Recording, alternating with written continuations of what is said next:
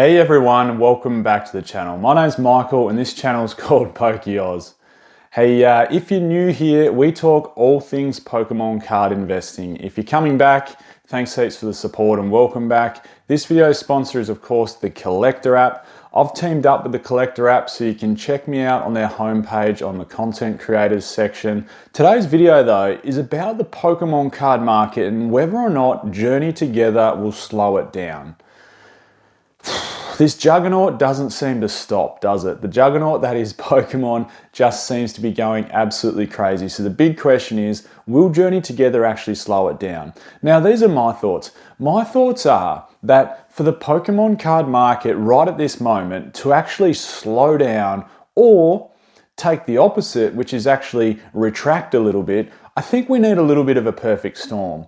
And one thing I think we need is a string of average sets. And I'll get into this a bit more after we look at Journey Together. But when I look at Journey Together, I go, it's giving me very much Stellar Crown vibes. So I'm just going to bring up the set list on the screen here. It is a much smaller set. So it's a similar size set to Stellar Crown. Geez, that's hard to say. A similar size set to Stellar Crown. That's a bit of a tongue twister, but anyway, it is a similar size set to Stellar Crown. There are only, just so you know, 13 illustration rares inside Journey Together.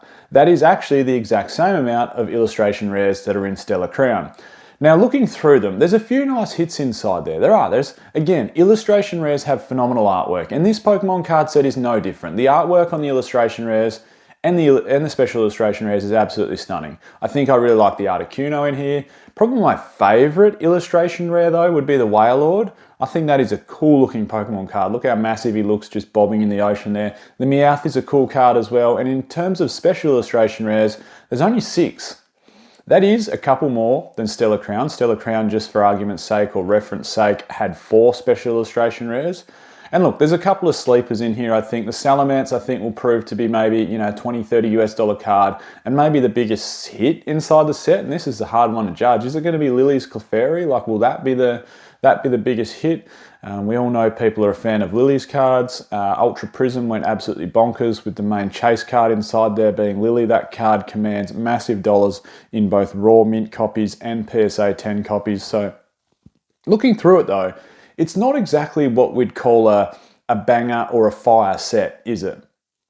So, back onto the topic that I had at the start of the video around what is actually going to slow this Pokemon card market down, and will Journey Together being what seems like, if we compare it especially to the last set that just came out, Prismatic Evolutions, it seems a little bit lackluster.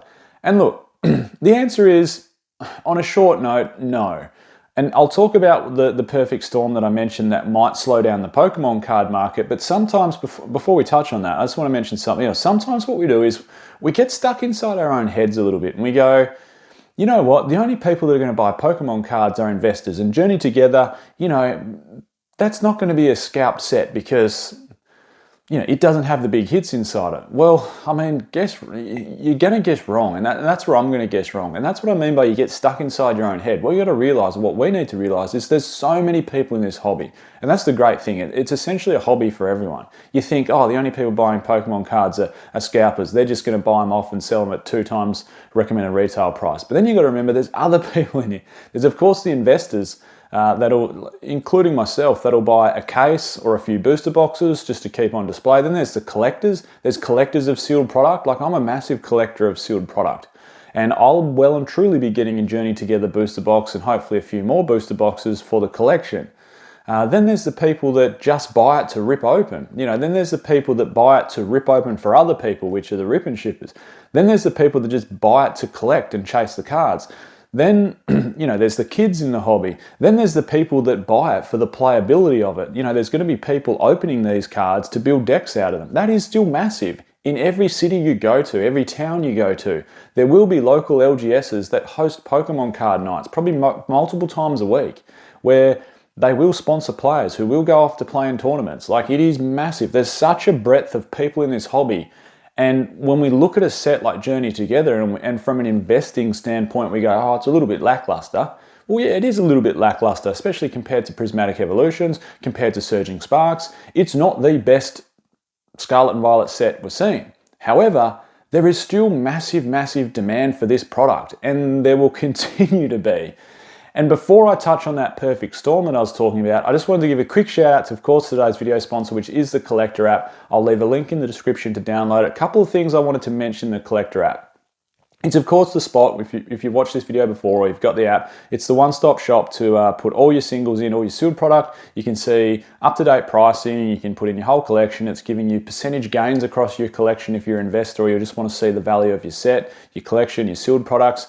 But the big one is if you are a pro member, they do giveaways. They do giveaways. And this month, or coming up into April, there is 4 Munch Scream promos in PSA 10s that they're giving away if you're a pro member. So the giveaways are massive on the Collector app. Again, I'll leave a link in the description for that one. Now onto this perfect storm that I think is the only thing that's really going to slow down the Pokemon card hobby at the moment.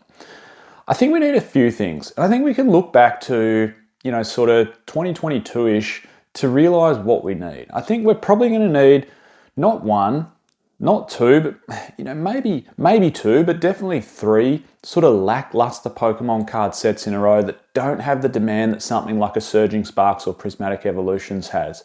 Like imagine if we had, say, Obsidian Flames. I'm not saying these are bad Pokemon card sets. I'm just saying they're not as good as Prismatic Evolutions and Surging Sparks. Imagine if we had the trio of, say, Obsidian Flames, then maybe we had Stellar Crown, and then we had Journey Together. I mean, Journey Together is cool because there's a new element to the TCG, and there's a new element to the cards. The trainers are coming back. It's that nostalgia factor.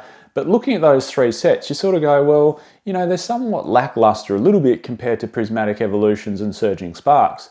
If we had those 3 in a row, so that's one point. I think we need a few lackluster Pokemon card sets in a row to slow down this train. Then we probably need reprints of the ones that everyone is really chasing. And we probably need decent sized reprints, decent sized reprints of Surging Sparks, Prismatic Evolutions, maybe even all the way back to a set like Paldea Evolved. Maybe even a set like Twilight Masquerade would need a decent sized reprint. We all know people were loving to open that set. Paldean Fates even, people chasing that Bubble Mew and the Charizard. Something that's just going to drop single prices enough for people to go, hold on, there's enough supply out here now that we don't need to chase, absorb, scalpers, scalp to resell products at a more expensive price. And I think ultimately I've almost answered my own question here. Is Journey Together going to slow down the Pokemon card market? At this stage, I don't think it will. Not at all. Especially not with Destined Rivals right around the corner. I think to answer and summarize the whole point of this video, will it slow it down? Yes, the answer is no there. But to actually answer the question, what will slow it down? We would need, in my opinion, 2 or 3 lackluster sets in a row and a massive amount of supply to hit the market of other Scarlet and Violet sets. And I said we need to look back into the past and look, something really, really similar happened in 2021 and 2022. We got such an impulse of people into the hobby, mostly due to COVID and other circumstances related to COVID. We had supply issues just like we have now. Like you were going into stores and there was no Pokemon cards, just like it is now. There is no Pokemon cards. And as soon as there are Pokemon cards, they sell like that. In Australia, I go into Kmart, no Pokemon cards. I go into Target, no Pokemon cards. I go into EB Games, no Pokemon cards. You go into the local LGSs, no Pokemon cards. They're impossible to find in the wild at the moment. And look, this almost feels worse than 2020 and 2021. But back in 2020, same thing. It was difficult to find Pokemon cards. It was. And what happened eventually, though, is supply started to catch up. So come, 2021, not only did we have supply issues, then we got sets like Evolving Skies, we had Celebrations. It was just going gangbusters, similar to what it is now. And it wasn't until we got massive resupplies of some of those older sets, and I'm talking late resupplies for booster boxes and elite trainer boxes for sets like Vivid Voltage, Darkness Ablaze, Shining Fates, Battle Styles, Chilling Reign, a small reprint for Evolving Skies, which barely put a dent in the market. And then we had like sort of a couple of lackluster sets that people, well, personally, some of them I didn't think were lackluster. Like I didn't think Astral Radiance was lackluster, but it was lackluster in comparison to Evolving Skies in a lot of people's minds. But we had a few in a row. There was Pokemon Go and Astral Radiance, which people didn't think was the world's best set. And then even when we moved into the start of Scarlet and Violet, when there was still a fair bit of Sword and Shield product readily available, like the start of Scarlet and Violet, you could still buy Fusion Strike at retail. Like, it was everywhere at retail, whether you jumped on any store online, like any big box retailer online, whether you went on eBay online, you could buy it at retail or below in some cases.